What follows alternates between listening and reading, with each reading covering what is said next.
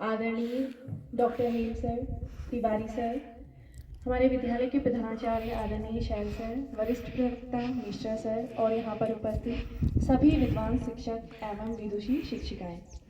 जैसा कि आप सभी को विदित है कि आज हम सभी यहाँ करियर काउंसलिंग प्रोग्राम के तहत चर्चा करने के लिए इकट्ठा हुए हैं। इसी विषय में बात करने के लिए आज हमारे मध्य में कार्यक्रम के मुख्य अतिथि डॉक्टर हेम सर और आदरणीय तिवारी सर उपस्थित हुए हैं। प्यारे बच्चों, जैसा कि आप सभी जानते हैं कि विद्यार्थी जीवन में परीक्षा की घड़ी सबसे कम होती है, क्योंकि ये अपने साथ चिंता और भय भी लेकर आती है। लेकिन ये एक स्वाभाविक मनोवैज्ञानिक घटना है और इसमें कुछ भी विचित्र नहीं है।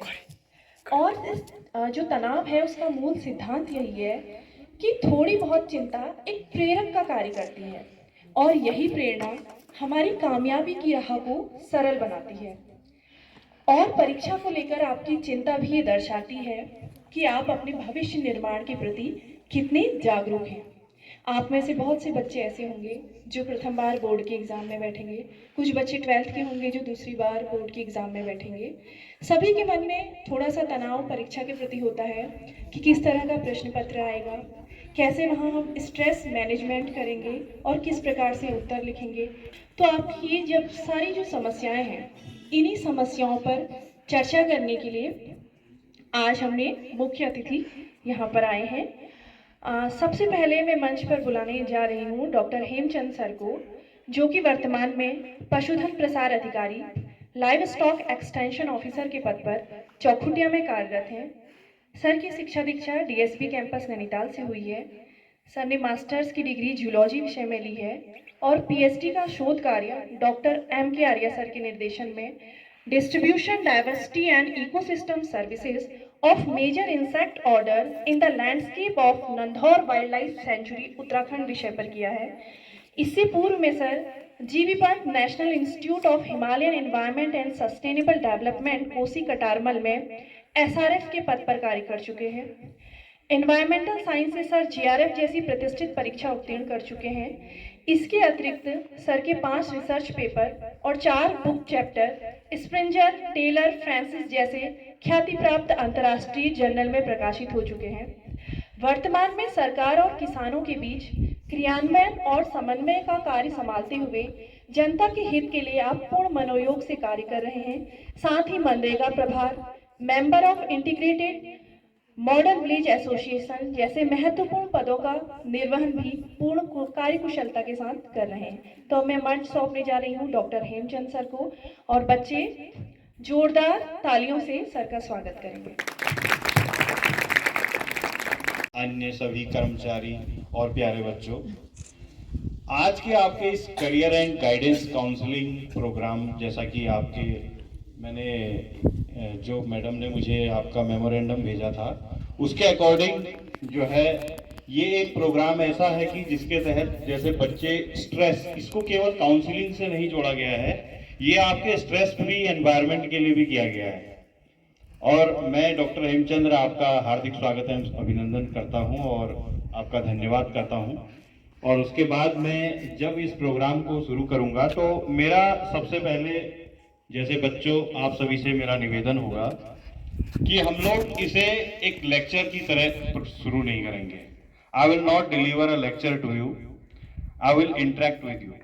मैं आप लोगों से इसमें इंटरेक्शन चाहूंगा, क्योंकि आपको अपना करियर बनाना है और करियर एक ऐसी चीज है जिसमें कि हम आज के डेट में अगर देखते हैं तो प्रेजेंट में बहुत सारे करियर्स हैं जिनको सिलेक्ट करने के लिए अगर आप लिखते रह जाएंगे तो शायद 1 साल तो आपको लिखने में ही लग जाएगा।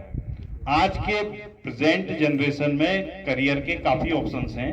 पहले की तरह नहीं है कि आपके पास कुछ पुराने से जो चली आ रही करियर की जो प्रणाली है आप उसको अपनाएंगे। बहुत सारे करियर हैं, तो इसलिए सबसे पहले आपको क्या करना है कि अपनी समस्याओं को समझना है और पहले करियर को समझना है।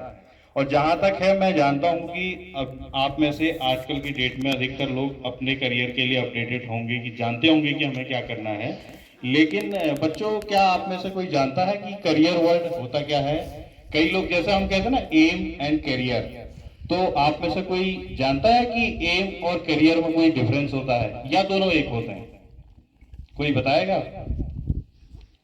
तो मैं यहाँ पे आप लोगों को मूल रूप से यही समझाने के लिए आया हूं कि एम आपका बहुत बड़ा हो सकता है। आप करियर पाने के बाद भी अपना एम बना भी सकते हैं और उसे पाने की कोशिश भी कर सकते हैं। हो सकता है कोई आदमी बहुत बड़ा पॉलिटिशियन बनने के बाद भी एक अच्छा आदमी बनना चाह सकता है, सोसाइटी के लिए कुछ करना, ये आपका एम हो सकता है। लेकिन आपका जो करियर है वो आपका क्या है? प्रोफेशन, ऑक्यूपेशन है, वो आपका रोजगार है, यानी कि जिससे आप सेल्फ डिपेंडेंट बनते हैं।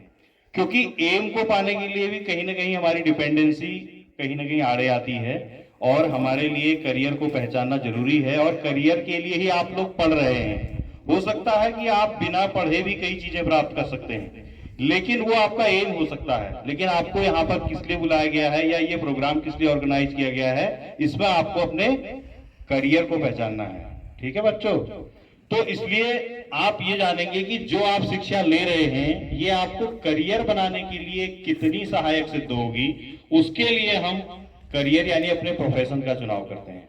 तो खासकर मेरा जो यहाँ पर इंटरेक्शन है, मैं चाहूंगा कि हाई स्कूल और इंटरमीडिएट वाले बच्चे जो कि अभी समझ चुके हैं कि मुझे किस स्ट्रीम में जाना है, तो आप में से आप हाई स्कूल इंटरमीडिएट वाले ही हैं या कोई अदर क्लासेस भी हैं?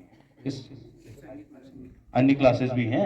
चलिए कोई बात नहीं। तो आप में से कोई प्रश्न करना चाहेगा या हम इसको लेक्चर की तरह तो डिलीवर करते रहेंगे? लेकिन आप मुझे इनमें से बताएंगे कि कोई व्यक्ति कोई प्रश्न पूछना चाहता है कि वो करियर में जैसे कोई डिफिकल्टीज आपको हैं तो आप पूछ सकते हैं, क्योंकि मैं आपको हेल्प करूंगा अपने पूरे एक्सपीरियंस के बेस पे कि जो भी हमारी उम्र रही हो, लेकिन इसमें से अधिकतम समय हमारे एक्सपीरियंस में ही चले गया। बहुत सारे डिपार्टमेंट भी चेंज करने पड़े, और अभी भी फिर यहाँ आने के बाद भी मैं अभी गवर्नमेंट हमारा जो हमारी उत्तराखंड सरकार है उसने हमें जिले से कई और जिम्मेदारियां भी दी हैं। तो ये सब एक्सपीरियंस है, तो आप उससे पूछ सकते हैं करियर के बारे में। और दूसरा, अगर आप जब कभी एम अपना या अपना करियर जब चुनते हैं तो आप में देखिए, हम कहते हैं ना हमारे अपने बच्चों को हम कहते हैं कि अपने इंटरेस्ट का करियर चुनिए, कहते हैं ना। ये बात विरोधाभासी है, ऑक्सीमोरन फिगर ऑफ स्पीच इसमें है। क्यों है बताएं आपको? क्योंकि इंटरेस्ट आपका डे बाय डे भी चेंज हो सकता है। अभी आप छोटे हैं, मान लीजिए आप मार्केट में जाते हैं, किसी पुलिस ऑफिसर को देखते हैं और आपका मन होता है कि मुझे पुलिस ऑफिसर बनना है। 2 दिन बाद आप किसी एडवोकेट को देखते हैं, वो किसी की जेल से बेल कराता है, तो आप कहते हैं कि मुझे एडवोकेट बनना है। और कुछ दिन बाद हो सकता है आप बहुत परेशानी में हो, आपके फैमिली से कोई, तो आप कहेंगे मुझे डॉक्टर बनना है। कभी आप देखेंगे बड़े बड़े पुल बनाए गए हैं, देश का डेवलपमेंट में इंजीनियर्स का रोल है, तो आप कहेंगे मुझे इंजीनियर बनना है। तो ये रुचियां जो है हमारी चेंज होते रहती हैं। तो इसलिए मैं आपको ये बताना चाहूंगा कि जो आप करियर चुनेंगे उसके लिए 2 चीजें होती हैं। एक होता है पैशन। सबसे पहले पैशन का मतलब यहाँ पर आप सीधे सीधे समझिए आपका शौक। क्योंकि मैं ये मानता हूं कि मान लीजिए आपका शौक गाड़ी खरीदने का है, मैं आपको एक एग्जांपल दे रहा हूं, तो आप किसी भी परिस्थिति में उसको खरीद लेंगे क्योंकि वो आपका शौक है। आपको चाहे कुछ भी करना पड़े आप करेंगे। तो इसलिए करियर आप ऐसा चुनिए जो आपके शौक का हो, जिसको करने के लिए आप उसकी पूरी प्रक्रिया को समझें और उस पर अपना पूरा 100% दें। मान लीजिए आपको अभी पुलिस ऑफिसर अच्छा लग रहा है, लेकिन जब आप उसकी प्रक्रिया को समझेंगे कि इसको बनते कैसे हैं, तो आपको उसके लिए भी तैयार रहना है। यानी कि आपके अंदर उसको पाने की एफिशिएंसी भी होनी चाहिए, क्षमता भी होनी चाहिए। तो इसलिए रुचि के अनुसार सीधे सीधे कह देना कि ये मेरा करियर है, ये उचित नहीं है। तो इसलिए आपको अपनी रुचि तो रखनी है, अच्छी बात है, लेकिन उसके साथ उसकी जो प्रोसेस है उसमें भी अपने आप को इन्वॉल्व करना है। तो इसलिए जो भी आप करियर चुने, सबसे पहले उसके लिए आपकी डिग्री, आपका इतने साल काम किया हुआ एक्सपीरियंस काम नहीं करता। वहां पे आपको अपनी वैल्यू एडिशन दिखानी होती है कि मेरे आने से आपकी जो इंडस्ट्री है इसमें क्या डिफरेंस है और इसका कैसे प्रोग्रेस हो रही है। तो इसलिए 2 प्रकार के करियर हम डिवाइड करेंगे, एक गवर्नमेंट सेक्टर, एक प्राइवेट सेक्टर। तो इसमें से जिसमें भी आपको जाना है तो उस चीज को आप ध्यान में रखेंगे।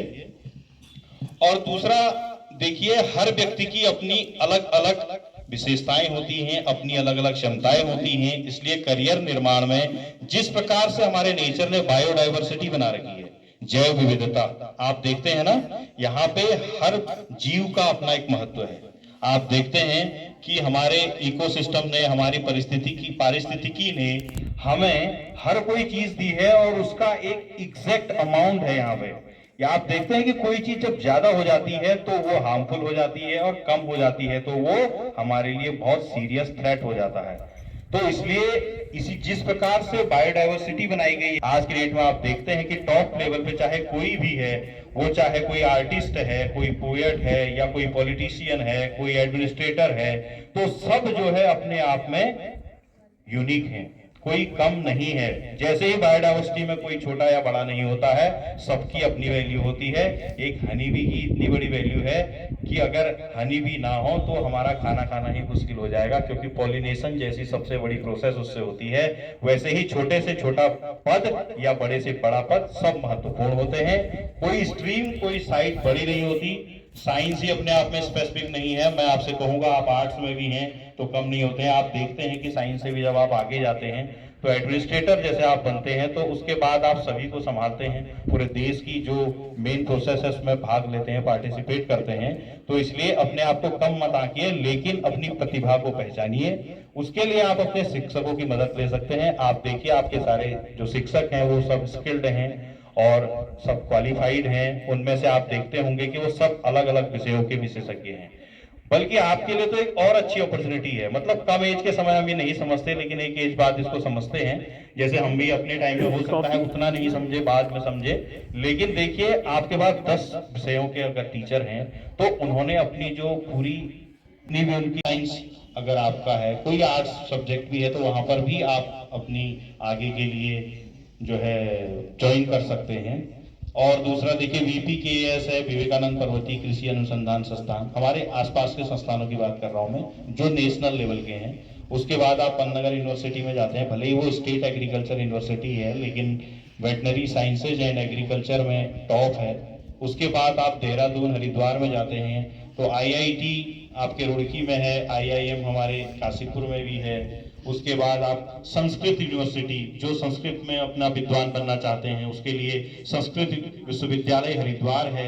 और रुड़की में आर्किटेक्चरल का अपना नेशनल इंस्टीट्यूट है और हाइड्रोलॉजी का है। आप देहरादून में जाते हैं तो Indian institute of remote sensing IIRS है, WII है, wild life institute of India. Survey of India है, जो स्टैटिकल एनालिसिस को रिकॉर्ड करता है। उसके बाद वाडिया इंस्टीट्यूट है, हिमालयन जियोलॉजी में काम करता है। फॉरेस्ट रिसर्च इंस्टीट्यूट है। तो इतने सारे संस्थान देखिए, आप आपके आसपास ही हैं, कोई दूर नहीं है, हमारे प्रदेश के हैं। आपके लिए वहां पर बहुत सारी अपॉर्चुनिटीज हैं। तो इसलिए कुल मिला के आप जिस भी पोजीशन में, जिस भी क्लास में इसमें हैं, उसमें मन लगा के सबसे पहले पढ़िए, अपने विषय विशेषज्ञों से मदद लीजिए और आगे बढ़ने के लिए उनको अपना सहयोगी बनाइए। और बच्चों, उसके बाद जो है, आप लोग जानते ही हैं कि सेल्फ डिपेंडेंसी भी बहुत जरूरी होती है हमारे करियर बनाने के लिए। आपको माँ बाप के ऊपर बहुत ज्यादा बोझ भी नहीं बनना है। आजकल डिप्लोमा कोर्सेज भी बहुत सारे हैं। मान लीजिए, मैं टॉप की ही बात नहीं करता, मैं नीचे की बात भी कर रहा हूँ। कोई व्यक्ति नहीं हो सकता सक्षम आर्थिक रूप से कि वो बहुत अच्छी एजुकेशन लेने के लिए बाहर जा पाए, तो आप डिप्लोमा कोर्सेज आजकल इतने ज्यादा हैं। हमारे diploma courses Uttarakhand open university भी काफी कराता है, जो प्रोफेशनल कोर्सेज हैं, जिसके बाद बहुत अच्छी आपको जो है अर्निंग मिल जाती है। आप सेल्फ डिपेंडेंट हो जाते हैं। उसके साथ अपनी अपनी पढ़ाई आप जारी रख सकते हैं और बहुत आगे तक बढ़ सकते हैं। और पॉलिटेक्निक्स हैं, ITIs तक हैं, या फिर अदर डिस्टेंस कोर्सेज हैं। ये डिप्लोमा के कोर्सेज हैं, आप लोग जानते भी हैं, और आपको आगे इन पर ध्यान देना चाहिए अगर आपको अर्ली इनकम वाली चीजें करनी है। बाकी आप ग्रेजुएशन में देखते हैं, डॉक्टर, मेडिकल एंड इंजीनियरिंग का अपने आप में क्रेज पहले से ही है और आज की डेट में भी है, लेकिन आज की डेट में कहीं ना कहीं डाइल्यूट हो गया है कि अगर आप और भी ऑप्शंस हैं, जरूरी नहीं है आप मेडिकल और इंजीनियरिंग में जाएं, उसमें जा सकते हैं। और आपके फिर अगर आप ग्रेजुएशन होने के बाद स्टेट, जो मैं गवर्नमेंट और नॉन गवर्नमेंट की बात कर रहा था, तो गवर्नमेंट सेक्टर में आपके पास फिर सारे ऑप्शंस होते हैं। स्टेट गवर्नमेंट के हैं और हमारे सेंट्रल गवर्नमेंट के सारे एग्जाम्स होते हैं और टॉप इंस्टीट्यूट आपने जान ही लिए। और दूसरी चीज बच्चों, मैं आपसे ये करूँगा, स्ट्रेस फ्री पर भी हम अभी बात करें सर, या मैं ये चाहूँगा कि नहीं तो कुछ लोग जैसे प्रश्न करना चाहते हैं, अगर किसी का कोई प्रश्न है करियर से रिलेटेड तो वो अभी कर सकता है, फिर हम आगे आपको कुछ संक्षिप्त में ऐसा भी बताएंगे कि स्ट्रेस फ्री या एग्जाम की प्रिपरेशन के लिए कुछ तरीके। जिसको जो भी दिक्कत हो रही पूछ सकता है। हाँ, हो सकता है। जैसे आप अपने शिक्षकों से झिझकते भी हैं तो आप यहाँ पे पूछिए, बेझिझक पूछिए।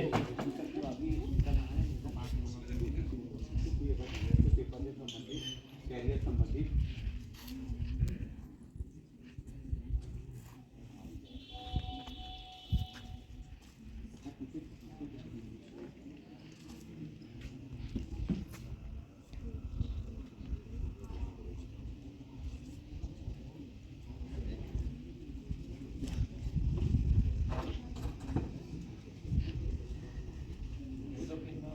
स्ट्रेस फ्री वाली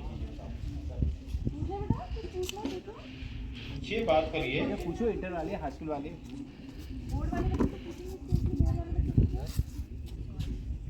सर अच्छा अच्छा अच्छा, चलिए फिर। अच्छा, लेकिन सोचना उसी के बारे में हो जाता है। उसने कहा क्या करें, फिजिक्स में तो फेल है, और अंग्रेजी का पेपर से क्या होता है। लेकिन वास्तविकता जरूर ये है कि आप उसके बारे में बिल्कुल छोड़ दें, उस बारे में बिल्कुल सोचना बंद करें, और जैसा सर ने कहा कि वर्तमान में जीने की कोशिश करें, तो ये बहुत आवश्यक है। अटल उत्कृष्ट राजकीय इंटर कॉलेज द्वाराहाट में आज career counselling and guidance programme का आयोजन किया गया।